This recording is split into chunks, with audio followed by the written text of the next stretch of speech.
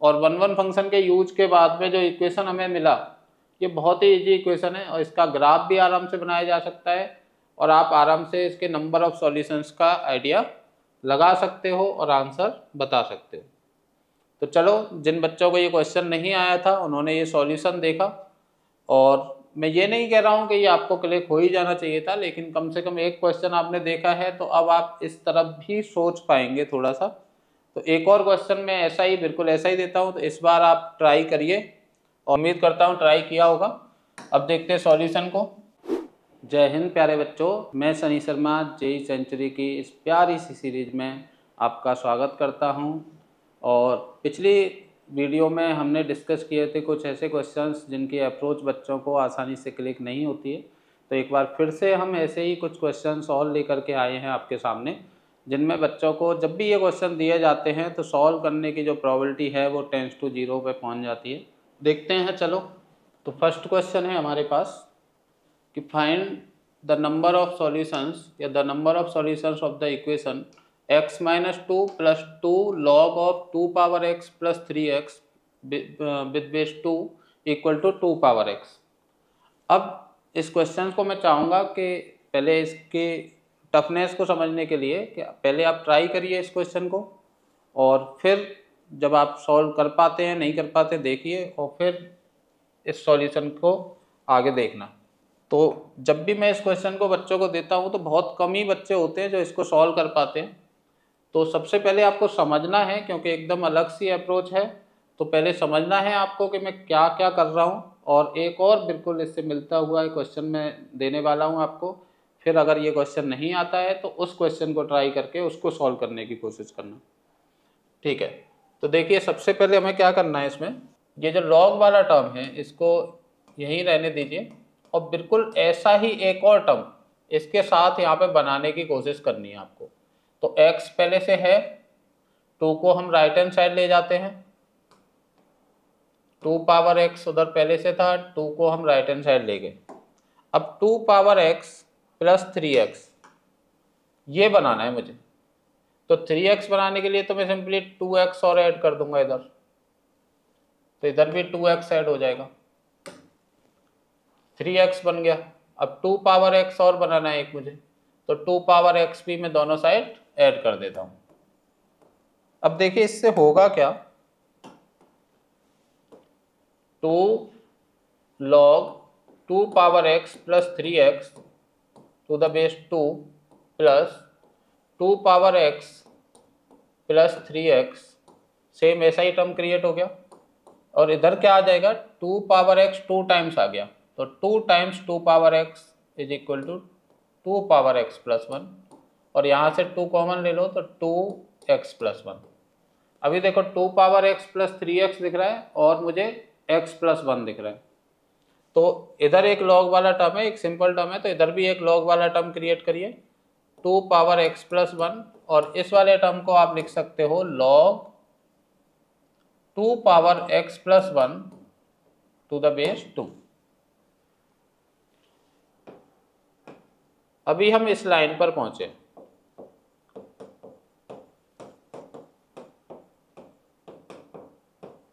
अब दोनों साइड को अगर ध्यान से ऑब्जर्व करें तो 2 लिखा हुआ है, इधर भी है इधर भी है, लॉग है विद बेस 2, दोनों साइड लॉग है विद बेस 2, कुछ आगे लिखा हुआ है, इधर भी कुछ लिखा हुआ है आगे, और सेम टाइप का टर्म इधर ऐड हो रखा है, सेम टाइप का टर्म इधर भी ऐड हो रखा है। तो दोनों साइड बिल्कुल सेम ही टाइप की बन गई हैं, बस जो फंक्शन लिखे हुए हैं इनमें वो अलग अलग हैं। तो आप क्या कर सकते हो, आप एक फंक्शन एज्यूम कर सकते हो, 2 log x to the base 2 plus x। ये दोनों ही फंक्शन लेफ्ट हैंड साइड और राइट हैंड साइड दोनों ही साइड में इसी तरह के फंक्शन लिखे हुए हैं। तो अगर आप देखें function 2 log 2x plus x लिया है आपने, तो लेफ्ट हैंड साइड आपकी लिखी हुई है f of 2 power x + 3x, और राइट हैंड साइड आपकी लिखी हुई है f ऑफ 2 पावर x + 1। ये आपको समझ आया? लेफ्ट हैंड साइड आपकी लिखी हुई है f of 2 power x + 3x, और राइट हैंड साइड लिखी है f ऑफ 2 पावर x + 1। और इस फंक्शन को अगर थोड़ा सा ध्यान से देखें, इस फंक्शन को थोड़ा ध्यान से देखें तो ये फंक्शन 1 फंक्शन है। एफ डैश एक्स आप करते हैं तो क्या आएगा, 2 log x का डिफरेंशिएशन 1/x और log 2 + 1। अब डोमेन में x ग्रेटर देन 0 ही था, अगर इस फंक्शन का डोमेन देखा जाए तो x ग्रेटर देन 0 ही आएगा, और x ग्रेटर देन 0 के लिए एफ डैश एक्स क्या है, F dash x greater than 0 ही है, for all x greater than 0। तो ये फंक्शन कंटिन्यूअस भी था क्योंकि लॉगरिथमिक फंक्शन कंटिन्यूअस होता है और आइडेंटिटी फंक्शन कंटिन्यूअस होता है। तो ये कंटिन्यूअस फंक्शन था, दो कंटिन्यूअस फंक्शन का सम कंटिन्यूअस होता है, इससे हम कह सकते हैं कि ये फंक्शन कंटिन्यूअस है। इसका डिफरेंशिएशन पॉजिटिव है, इसका मतलब ये फंक्शन इंक्रीजिंग है। तो हम बोल सकते हैं कि एफ एक्स कैसा फंक्शन है, एफ एक्स इंक्रीजिंग फंक्शन है। और साथ में हम ये भी बोल सकते हैं F F 1 function, F increasing function है और एफ 1 फंक्शन। इंक्रीजिंग फंक्शन का मतलब हो गया कि ऐसे फंक्शन जिनमें x की वैल्यू को अगर हम इंक्रीज करते जाते हैं तो उनके फंक्शन की वैल्यू जो आंसर्स हैं वो भी इंक्रीज करते जाएंगे। और 1 फंक्शन भी आपने फंक्शन वाले चैप्टर में पढ़ा होगा, नहीं पढ़ा है तो एक बार देख लेते हैं 1 फंक्शन क्या होते हैं। तो 1 फंक्शन यानी कि इंजेक्टिव मैपिंग क्या होती है, function f from a to b, domain है a, कोडोमेन है b, is said to be 1 function या injective mapping if different element of A have different f images in B। तो इसमें किस फंक्शन को हम 1 बोलते हैं कि सेट A के यानी डोमेन वाले सेट के डिफरेंट एलिमेंट के लिए सेट B में, कोडोमेन वाले सेट में भी डिफरेंट इमेजेस होनी चाहिए।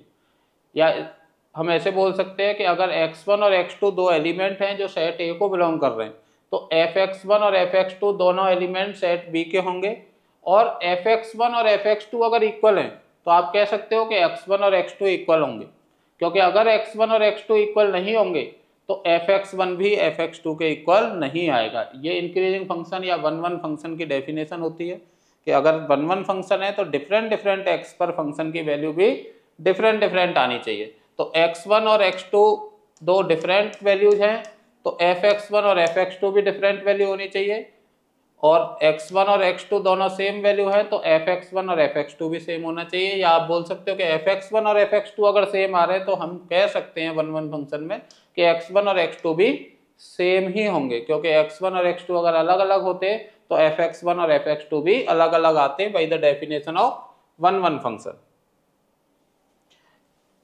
नोट करके कुछ पॉइंट लिखे हैं कि कंटिन्यूअस फंक्शन जो कि हमेशा इंक्रीजिंग होते हैं या हमेशा डिक्रीजिंग होते हैं अपने पूरे डोमेन में, वो 1 फंक्शन होते हैं। और ग्राफिकली अगर हम देखें तो अगर किसी 1 फंक्शन का जो ग्राफ होगा तो कोई भी हॉरिजॉन्टल लाइन उसको एक से ज़्यादा जगह पे कट नहीं करेगी। अगर एक से ज़्यादा जगह पे कट कर रही है तो आप समझ जाइए कि वो फंक्शन 1 नहीं है। एग्जाम्पल भी दिया है कुछ फंक्शंस का, जैसे x³ + 1 है, इसमें x की दो डिफरेंट वैल्यू डालोगे दो अलग अलग आंसर आएंगे। log x है, e⁻−x है, ये सारे फंक्शन एक्सपोनेंशियल फंक्शन हो चाहे लॉगरिथमिक फंक्शन हो चाहे एक्सपोनेंशियल फंक्शन हो, पॉलिनोमियल नहीं, x³ + 1 सभी पॉलिनोमियल 1 नहीं होते। तो x³ + 1 ये एग्जाम्पल है 1 फंक्शन का, ये सारे 1 फंक्शन के एग्जाम्पल है। तो पढ़ा भी होगा आपने और आपको पता भी होगा 1 फंक्शन क्या होते हैं। तो चलो सॉल्यूशन कंटिन्यू करते हैं। तो हमें ये समझ आ चुका है अब तक कि f(2)x + 3x और f(2)x + 1 इक्वल दे रखे हैं और fx एक 1 फंक्शन है। तो अगर 1 फंक्शन है और ये दोनों चीजें इक्वल आ रही हैं तो इससे हमें ये समझ में आता है कि 2)x + 3x, इससे हमें क्या समझ आता है कि 2)x + 3x और 2)x + 1 ये भी इक्वल ही होंगे, क्योंकि अगर ये इक्वल नहीं होंगे तो इनके फंक्शंस की वैल्यू भी डिफरेंट आनी चाहिए थी, क्योंकि fx एक 1 फंक्शन है। अभी यहाँ से मुझे समझ आ गया कि 2)x + 3x 2)x + 1 के इक्वल है। तो 2)x + 3x = 2)x + 1, 2)x + 3x = 2)x + 1। यहाँ तक हम पहुँच गए। अब देखो इसको सॉल्व करना उस इक्वेशन को सॉल्व करने से बहुत ईजी है। इसको ऐसे लिखा जा सकता है 2 power x plus 1 minus 2 power x equal to 3x। इन दोनों में से 2 पावर x कॉमन लेंगे तो क्या बचेगा 2 माइनस 1, तो 2 power x equal to 3x। अब बहुत ही आसान इक्वेशन आ गया, बहुत ही सिंपल इक्वेशन आ गया। इसको आराम से आप सॉल्व कर सकते हो कि कितनी जगह पे इंटरसेक्ट कर रहे होंगे। दोनों का ग्राफ बना लेते हैं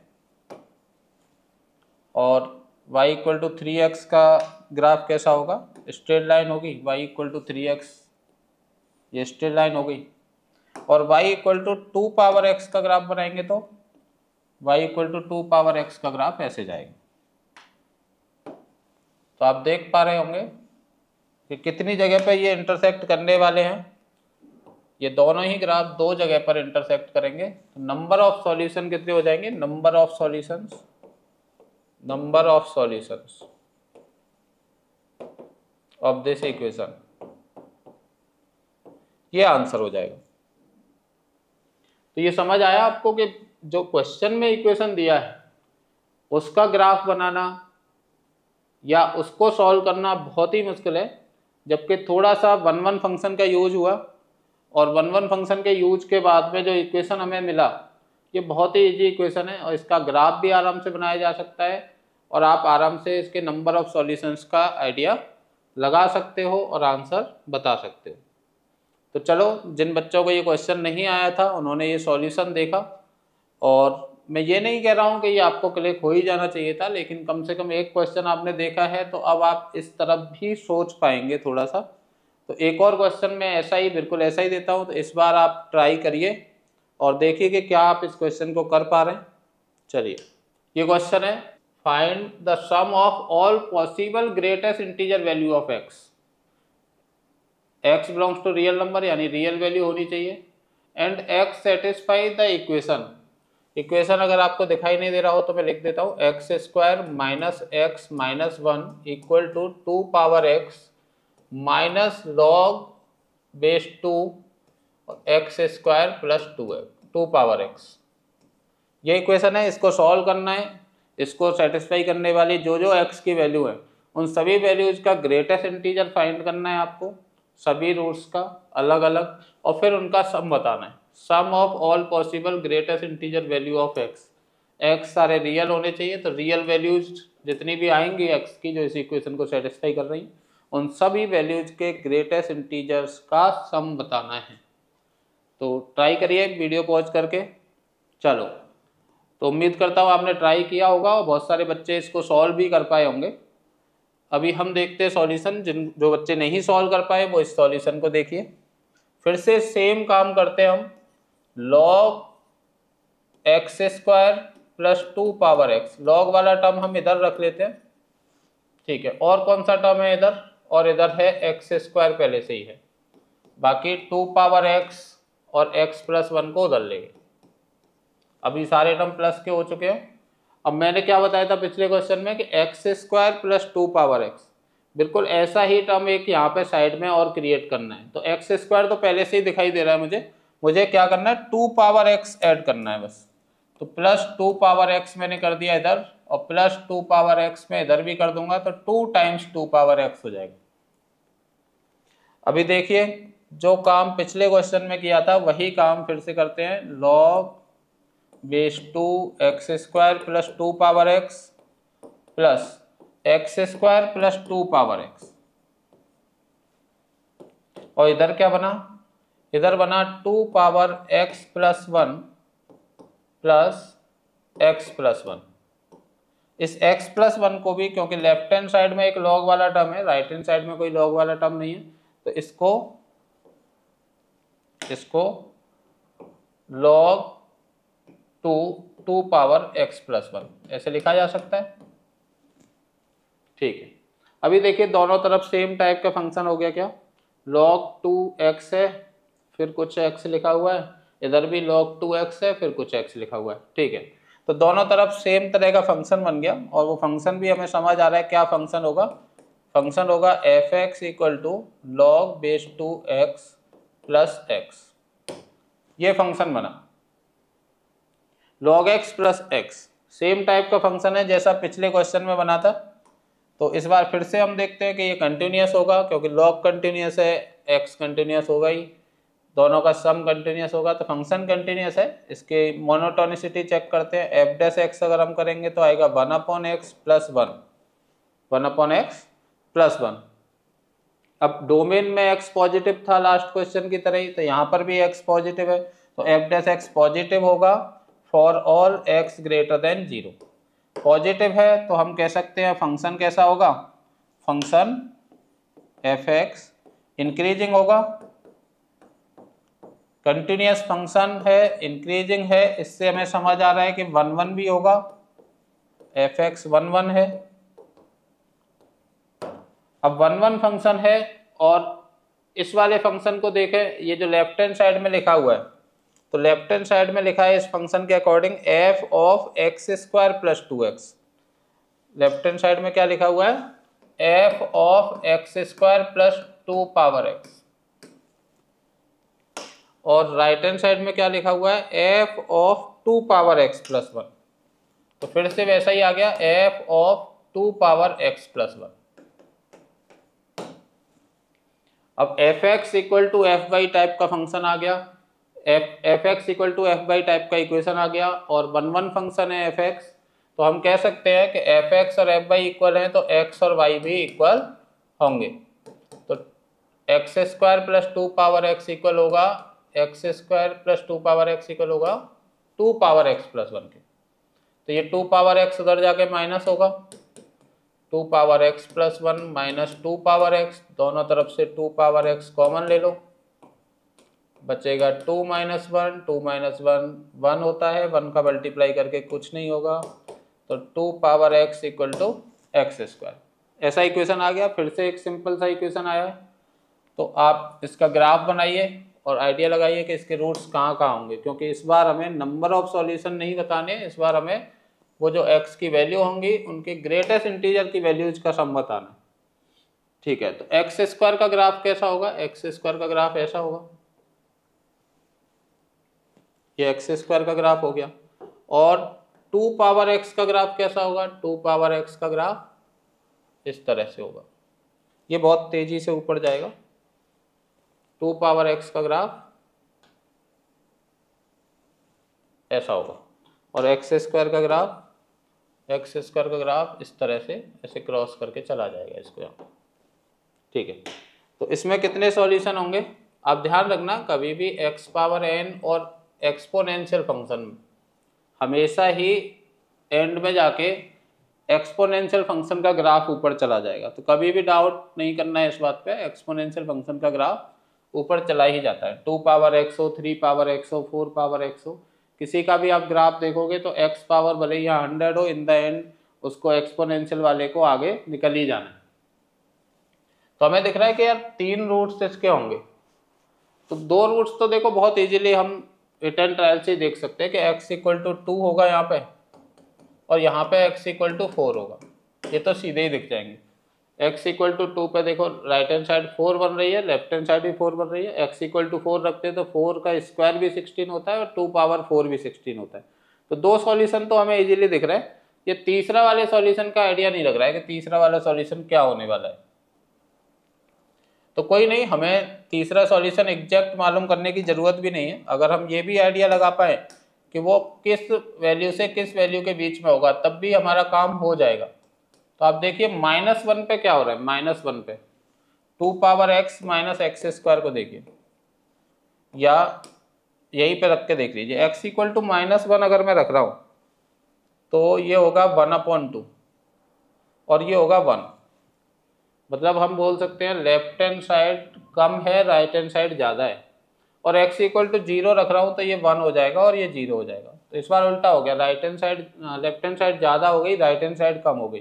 ठीक है, तो लेस देन वाला सिंबल था यहाँ पे ग्रेटर देन वाला, तो लेस देन से ग्रेटर देन पहुंचने में कभी ये इक्वल भी हुए होंगे, तो -1 से 0 में ही इसका एक रूट और आने वाला है। तो एक रूट 2 हो गया, एक 4 हो गया, और एक रूट के बारे में हमें पता है कि वो -1 से 0 के बीच में। अभी हमसे क्या पूछा था कि ग्रेटेस्ट इंटीजर वैल्यूज जो आएंगी इनके रूट्स की, उन सब का सम बताना है। तो ग्रेटेस्ट इंटीजर वैल्यू देखिए -1 से 0 वाली जो वैल्यू है उसका ग्रेटेस्ट इंटीजर क्या हो जाएगा, -1। 2 खुद एक इंटीजर है, उसका ग्रेटेस्ट इंटीजर क्या हो जाएगा, वही रहेगा। 4 एक इंटीजर है तो उसका ग्रेटेस्ट इंटीजर भी क्या होगा, वही नंबर आ जाएगा। तो 4 + 2 6, 6 - 1 क्या हो गया, 5 हो गया। तो उम्मीद करता हूं बच्चों समझ आया होगा। ये बिल्कुल एकदम डिफरेंट सी अप्रोच है। अभी आपने 2 क्वेश्चन इस तरह के देख लिए तो शायद आप पहचान पाओगे इस अप्रोच पे क्वेश्चन है। ज़्यादा मुश्किल फंक्शन नहीं बनाएगा, वो ज़्यादा मुश्किल फंक्शन का क्वेश्चन नहीं बनाएगा, ये आप ध्यान रखना, क्योंकि ये खुद से ही गैस करना इतना मुश्किल है। तो अगर इस फंक्शन में करने को वो कर सकता है मुश्किल अगर चाहे तो, लेकिन बच्चे कर ही नहीं पाएंगे, तो ऐसा क्वेश्चन टीचर्स नहीं बनाते हैं। वो ऐसा ही फंक्शन लेंगे जिसको आप गैस कर पाओ इस तरह से। जैसे मैंने यहाँ पे ऐसा ही फंक्शन बनाया तो बन गया, तो एफ ऑफ मुझे दिख गया कि x² + 2 पावर x इक्वल है एफ ऑफ 2 पावर x + 1 के। अब इसमें कुछ ज़्यादा बदमाशी कर देते तो फिर हमें नहीं समझ में आता कि कैसे क्या फंक्शन होगा, क्या बनाना है। ठीक है, तो एक और क्वेश्चन है इसी तरह का, और इस बार आप कोशिश करके देखिए कि क्या आप इस कॉन्सेप्ट का 1-1 फंक्शन वाले कॉन्सेप्ट का यूज करते हुए इसको सॉल्व कर सकते हैं क्या। क्योंकि आपको पता ही है कि अगर मैं इसमें ये रेडिकल पावर हटाना चाहूँ, सारी पावर इंटीजर बनाना चाहूँ, तो मुझे दोनों साइड पावर 15 लगानी पड़ेगी, और पावर 15 लगाने के बाद 25 डिग्री का पॉलिनोमियल बन जाएगा, और 25 डिग्री के पॉलिनोमियल के रूट निकालना इतना आसान तो होगा नहीं। ठीक है, तो 1-1 फंक्शन का ही यूज करते हुए इसको सॉल्व करने की कोशिश करिए। वीडियो पॉज करिए, और नहीं आता है तो फिर आप सॉल्यूशन वीडियो वापस से प्ले करके देख सकते हैं। चलिए, तो उम्मीद करता हूँ ट्राई किया होगा। अब देखते हैं सॉल्यूशन को। इस बार हमें क्या दिया हुआ है, fifth root of x³ + 20x equal to cube root of x⁵ - 20x। ये दोनों इक्वल दे रखे हैं, तो हम मान लेते हैं कि ये दोनों इक्वल हैं, तो किसी न किसी नंबर के तो इक्वल होंगे। ठीक है ना, कुछ ना कुछ तो इंट्रोड्यूस करना ही पड़ेगा। देखो, अगर सीधे आप यहाँ पर इंटीजर पावर बनाने की कोशिश करोगे तो पावर 15 करने के बाद में बहुत ही मुश्किल इक्वेशन आ जाएगा, उसके रूट्स का आइडिया हम नहीं लगा पाएंगे। तो हमने मान लिया कि ये दोनों किसी के इक्वल हैं, तो मतलब कुछ तो होगा ही ना जिसके इक्वल होंगे। ये दोनों अगर इक्वल है तो कोई तो वैल्यू होगी जिसके इक्वल होंगे। तो इससे पहले मैं फर्स्ट और ये y को इक्वल लेता हूँ, तो इससे मुझे मिलेगा x³ + 20x equal to y⁵। और अगर मैं सेकेंड को और y को इक्वल लेता हूँ तो इससे मुझे मिलेगा x⁵ - 20x equal to y³। और अगर मैं दोनों को ऐड कर दूं तो क्या होगा, +20x - 20x कैंसिल हो जाएंगे, तो लेफ्ट हैंड साइड भी आएगी x⁵ + x³ और राइट हैंड साइड भी आएगी y⁵ + y³। अब देखिए फिर से जैसा हम पिछले 2 क्वेश्चंस में कर रहे थे, सेम वैसी ही कहानी हो रही है कि जैसा फंक्शन लेफ्ट हैंड साइड में बन रहा है वैसा ही फंक्शन राइट हैंड साइड में भी बन रहा है। तो आप अगर एक फंक्शन एज्यूम करें, ft जो कि t⁵ + tq होगा, तो आप कह सकते हैं कि लेफ्ट हैंड साइड लिखी हुई है fx और राइट हैंड साइड लिखी हुई है fy। और इस फंक्शन की अगर मोनोटोनिसिटी वगैरह चेक करें, क्योंकि ये पॉलिनोमियल है तो कंटिन्यूअस तो है ही, मोनोटोनिसिटी चेक करें डिफरेंशिएशन करके, तो ये आएगा 5t⁴ + 3t²। अब 5t⁴ + 3t² ये हमेशा पॉजिटिव रहेगा, तो डिफरेंशिएशन ग्रेटर देन 0 रहेगा for all t belongs to real number. तो डिफरेंशिएशन हमेशा पॉजिटिव है, फंक्शन कंटिन्यूअस भी है, तो इससे हम कह सकते हैं कि ये फंक्शन इंक्रीजिंग है, साथ साथ ये फंक्शन ये भी बोल सकते हैं कि f(x) 1-1 है, f(x) इज 1-1 फंक्शन। तो अब ये इंक्रीजिंग फंक्शन है, 1-1 फंक्शन है, और f x equal to f y type का हमें मिल गया है। तो f x equal to f y से मुझे क्या समझ आएगा कि f x equal to f y अगर आ गया है तो इससे मुझे क्या समझ आएगा कि एफ एक्स और एफ वाई तभी इक्वल हो सकते हैं जब एक्स और वाई इक्वल हो। ठीक है, तो वाई हमने क्या लिया था, वाई कोई भी एक इक्वेशन ले लीजिए, एक्स क्यूब प्लस 2x ले लीजिए। तो fifth root of x cube plus 2x नहीं था, 20x था। तो x इक्वल टू आ गया, y की जगह मैंने लिख दिया fifth root of x cube plus 20x। आप दूसरा वाला भी ले सकते थे, मतलब आप y की जगह पे आप चाहते तो ये वाला भी लिख सकते थे, वो आपके ऊपर है, आप जो भी यूज करना चाहें।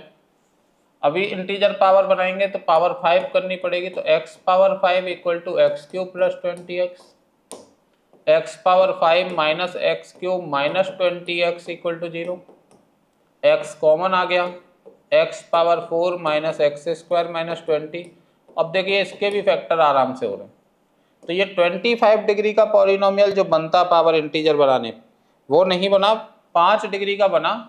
लेकिन 5 डिग्री का भी ऐसा इक्वेशन बना जिसको हम आराम से फैक्टराइज भी कर सकते हैं और बहुत आसानी से इसके रूट्स भी बता सकते हैं। तो इसके रूट्स क्या आ रहे हैं, x इक्वल टू 0 आया, √5 आया और माइनस √5 आया। और यहां से दो नॉन रियल रूट्स आएंगे जिनकी बातें हमें नहीं करनी है। उसने हमसे क्या पूछा था कि x non zero real number है, तो x की जितनी भी पॉसिबल वैल्यू है सबका प्रोडक्ट बताइए।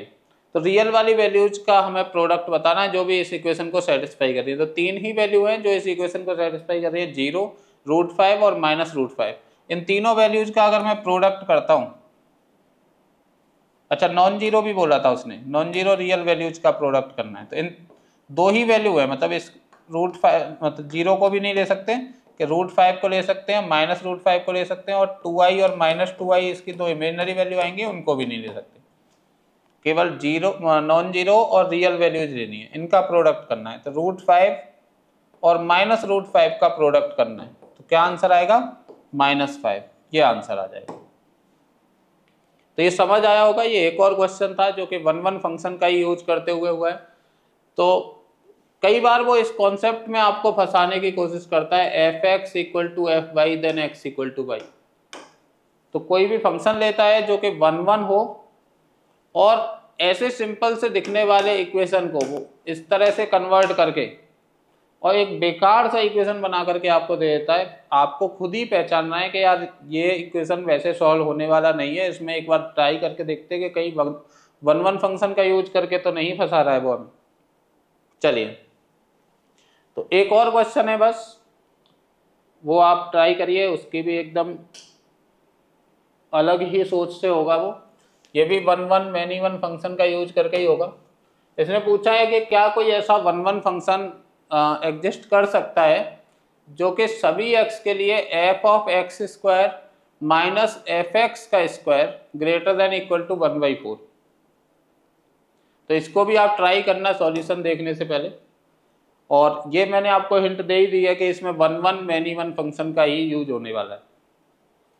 चलिए, जिन लोगों ने ट्राई कर लिया है उनके लिए सॉल्यूशन बताते हैं। देखिए, इसमें अगर मैं x इक्वल टू 0 रखता हूँ, ये एक्स स्क्वायर और x ये कहाँ पे 0 इक्वल हो रहे हैं, 0 पर और 1 पर।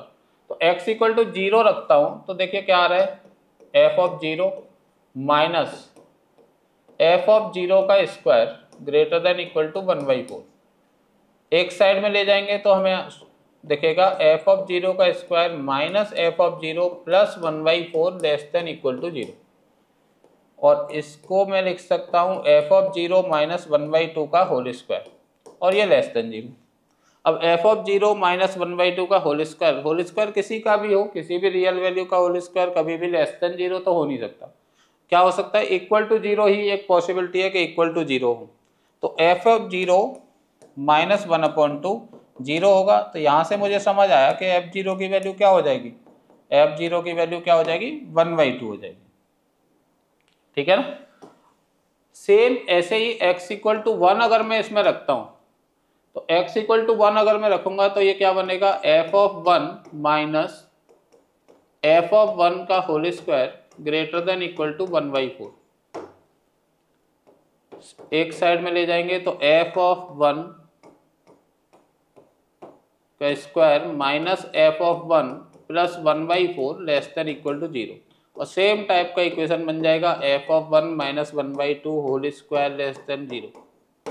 यहाँ से फिर से हमें यही समझ में आ रहा है कि ये लेस देन 0 नहीं होगा, ये इक्वल टू 0 ही होगा। और यहाँ से मुझे पता चल रहा है कि f ऑफ 1 की वैल्यू भी कितनी होनी है, 1/2 होनी है। तो f ऑफ 0 1/2 है, f ऑफ 1 1/2 है। तो अगर कोई फंक्शन होगा जो इस इक्वेशन को सेटिस्फाई कर रहा है तो उसमें f ऑफ 0 और f ऑफ 1 को 1/2 ही होना पड़ेगा। और f ऑफ 0 f ऑफ 1 1/2 है, इसका मतलब ये मैनी वन फंक्शन होगा, वन फंक्शन ऐसा एग्जिस्ट नहीं कर सकता है। तो ये भी फंक्शन का क्वेश्चन था और वन मैनी वन का यूज कर करके इसको सॉल्व किया है, जिसका इसमें भी अप्रोच नहीं बच्चों को समझ आती है कि वन मैनी वन का क्या कैसे यूज करें इसमें। तो आई होप एंजॉय की होगी आपने आज की वीडियो और कुछ सीखने को भी मिला होगा। धन्यवाद।